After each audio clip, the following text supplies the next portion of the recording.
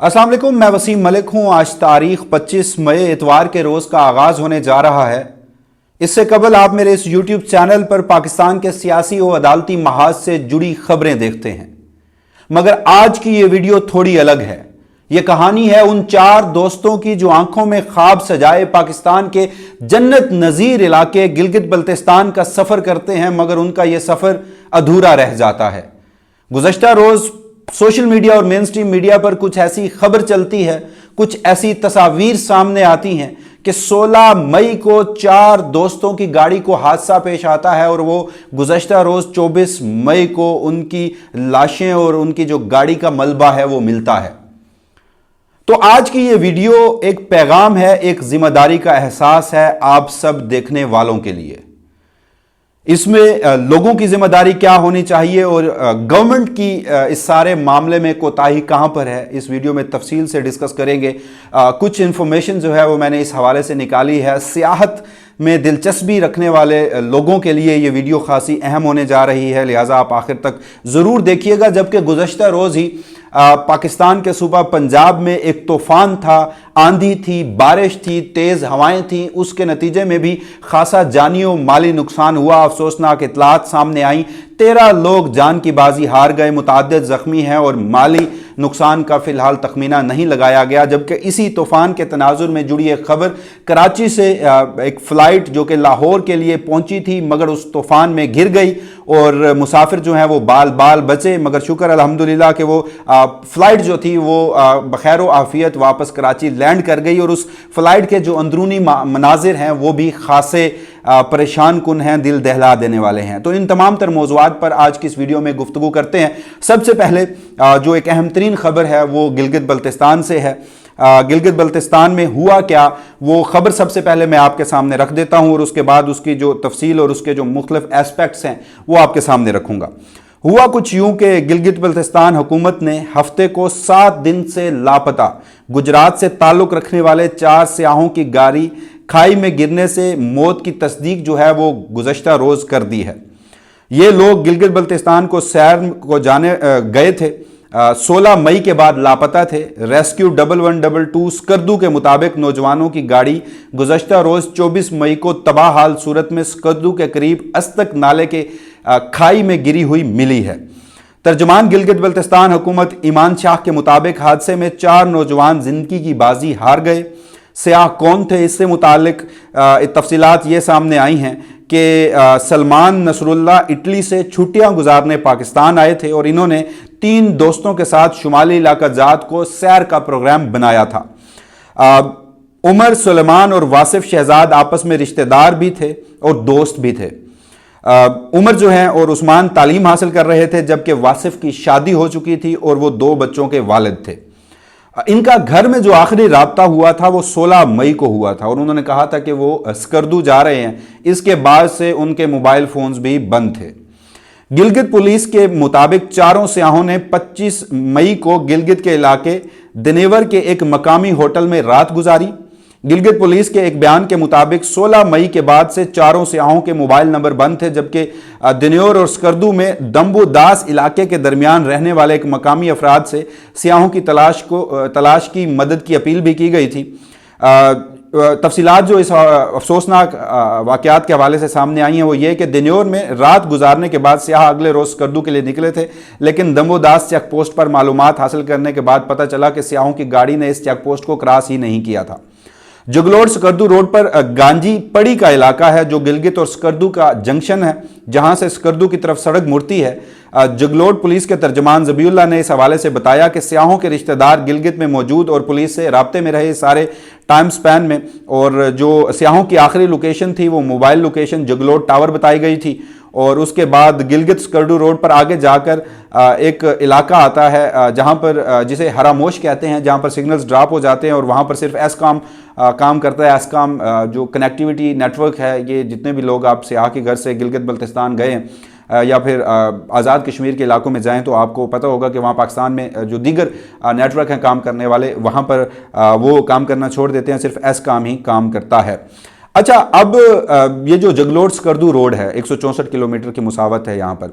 ایک طرف آپ جن لوگوں نے سفر کیا، ایک طرف انڈس ریور بہہ رہا ہے تو دوسری طرف پہاڑ ہیں، اور سڑک جو ہے وہ خاصی دشوار گزار بھی ہوتی ہے. تو یہاں پر معاملات یہ پیش آئے کہ ایک تو یہ خبر تو سامنے آئی، اب ان کی جو تصویریں سامنے آئی ہیں گزشتہ روز وہ خاصی دل دہلا دینے والی ہیں. یعنی 7-8 روز سے اس گاڑی کو حادثہ پیش آیا تھا مگر یہ مل نہیں رہی تھی. ان کی خاندان اور فیملی کے جو لوگ تھے وہ وہاں پر پہنچے تھے، وہ پولیس سے مسلسل رابطے میں تھے. پتہ یہ چلا ممکنہ طور پر ان سیاحوں کی، ان دوستوں کی زندگی بچ سکتی تھی. ایک المناک حادثہ تو پیش آیا، گاڑی کھائی میں گری، مگر ریسکیو آپریشن شروع نہیں ہوا، یا جو ریسکیو حکام ہیں وہ ان تک پہنچے نہیں، اور 8 دن کے بعد ان کو ٹریس ہوا. کیونکہ جو ویژولز ہیں، گاڑی نیچے گری ہے، گاڑی سے 2 لوگ باہر نکلے ہیں. یعنی یا ایک حادثے کی صورت میں تو چلے ایسا ہوتا ہے کہ اگر گاڑی کھائی میں گری ہے تو بڑا ریئر چانس ہوتا ہے سارے معاملے میں کہ آدھے جو پیسنجرز ہیں وہ گاڑی سے باہر گر جائیں اور باقی گاڑی میں رہیں. تو ان تصاویر کے مطابق 2 لوگ جو ہیں وہ گاڑی میں موجود تھے، 2 باہر تھے، اور ایک ایسی جو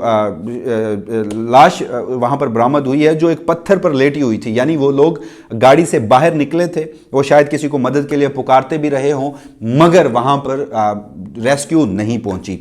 اور اس سارے معاملے میں جو ایک اہم چیز وہ یہ بھی ہے کہ جو یہاں پر اب تفصیلات سامنے آ رہی ہیں کہ جب بھی اس طرح کے واقعات پیش آتے ہیں تو جو گلگت بلتستان کی پولیس ہے وہ 2 سے 3 روز تو ایکٹیو نہیں ہوتی. وہاں ایک نیو نارمل بنا دیا گیا ہے کہ حضور یہاں پر کنیکٹیوٹی نہیں ہے، سگنل نہیں ہے. سیاح کسی ایسے علاقے میں گئے ہوں گے جہاں ان کی فیملی سے یا ان کے دوستوں سے جو رابطہ ہے وہ منقطع ہو گیا ہے. وہ 2 سے 3 روز بعد جب کسی کنیکٹیوٹی کے مقام پر آئیں گے تو ان سے رابطہ بحال ہو جائے گا. ممکن ہے کہ بہت سارے کیسز میں ایسا ہوتا بھی ہو، مگر اس کیس میں بھی پولیس پہلے 2 سے 3 روز ایکٹیو نہیں ہوئی تھی، مگر اس کے بعد وہاں کے مقامی صحافی، وہاں کی جو رضاکار تنظیمیں اور وہاں کی پولیس اور ٹورزم ڈپارٹمنٹ یہ ایکٹیو ہوا، اور پھر آج کے روز یہ ان کی جو لاشیں ہیں وہ وہاں پر برآمد ہوئی ہیں. تو یہ خاصا افسوسناک واقعہ تھا. میں اس پہلو پر ذرا گفتگو کرنا چاہتا تھا کہ اگر آپ ان ایریاز میں سفر کریں تو سب سے پہلے میں آپ کو اہمیت بتا دیتا ہوں کہ آگے جا کر میں جو بات کرنے جا رہا ہوں کہ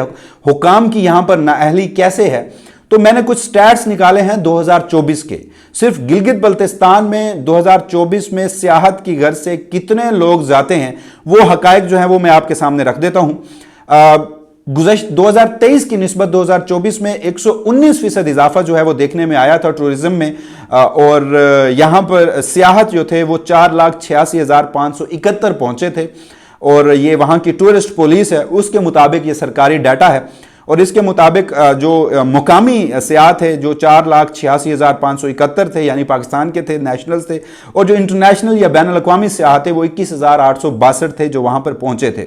اور جیسے میں نے آپ کو بتایا کہ یہ 117% اضافہ دیکھنے کو آیا تھا 2023 کے مقابلے میں. پھر آگے انہوں نے مزید تفصیلات دی ہوئی ہیں کہ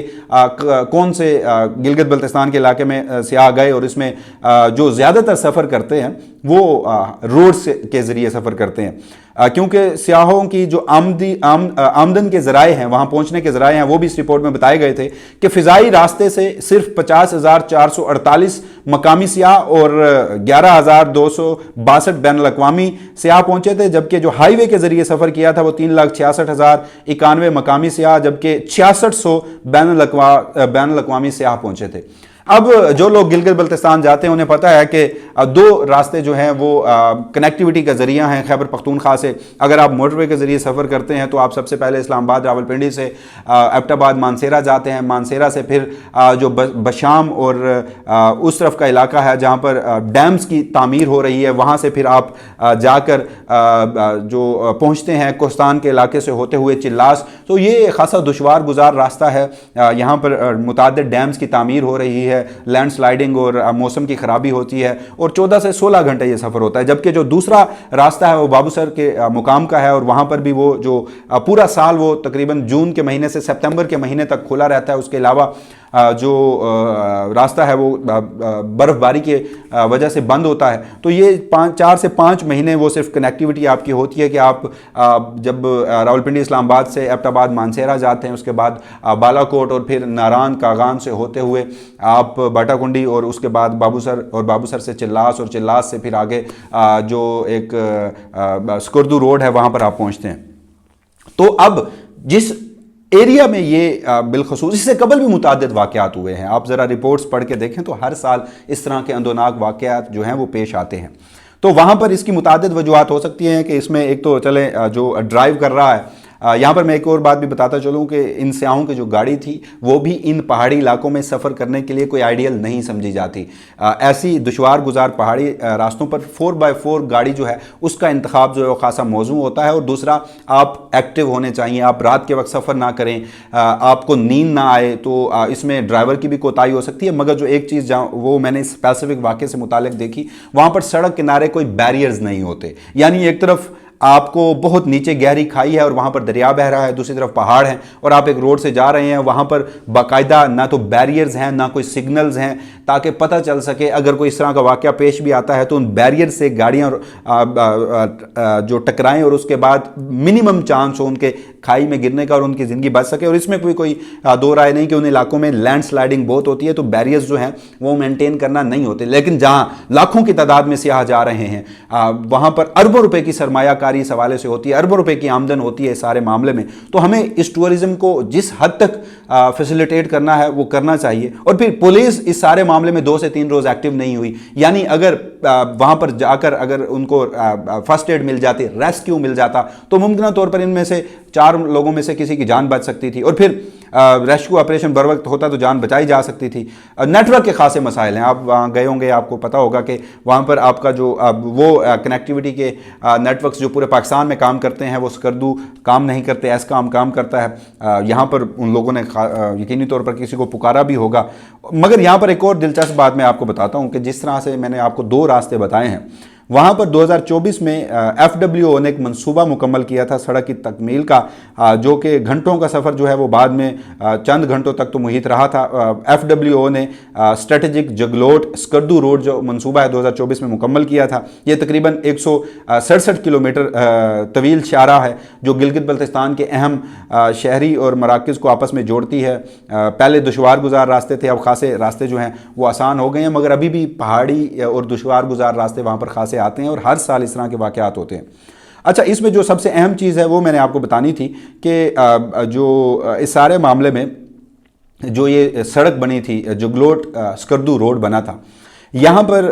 جو نیشنل ہائی وے اتھارٹی ہے اس نے کچھ چیزوں کی نشاندہی کی تھی جس کو پورا نہیں کیا جا سکا۔ نیشنل ہائی وے اتھارٹی نے روڈ سے متعلق جو اپنی رپورٹ پیش کی تھی وہ کہتے تھے کہ یہ سڑک قدرتی فالٹ لائنز کے قریب واقع ہونے اور موسمی مٹی کے تودے گرنے کے خدشات کے باعث انجینئرنگ کے اعلیٰ معیار کا تقاضا کرتی تھی۔ نیشنل ہائی وے اتھارٹی نے شاہراہ پر 11 ایسے مقامات کی نشاندہی کی جہاں پر مزید حفاظتی انفراسٹرکچر جیسا کہ شیلٹرز اور سرنگوں کی ضرورت تھی۔ تو ایسے کئی جگہ آتی ہیں، اگر آپ نے سفر کیا ہے تو وہاں پر اگر سرنگیں بنا دی جائیں تو